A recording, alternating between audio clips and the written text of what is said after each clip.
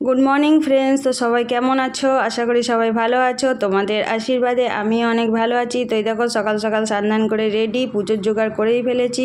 পুরোহিত মশাই এখানে পুজো করছেন, মা মনসার পুজো চলছে। তার কারণ আজকে দশহারা, তাই দশহারার পুজো হচ্ছে।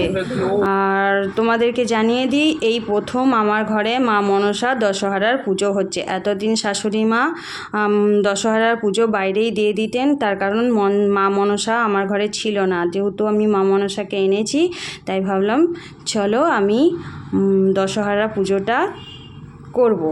তাই জন্য সব জোগাড় করে পুরোহিত দিয়ে আমি এখানে পুজো করাচ্ছি মা মনসার। আর আমার এখানে মন্দিরের জায়গাটা এখনও কমপ্লিট হয়নি, তাই জন্য এই জায়গাটা এমনি লাগছে।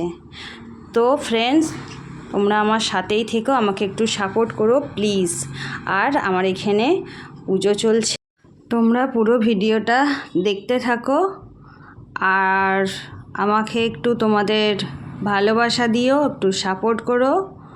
আর কি বলবো ফ্রেন্ডস, অনেক গরম পড়েছে, তো এই গরমে সবাই ভালো থেকো। মায়ের কাছে এই প্রার্থনা করি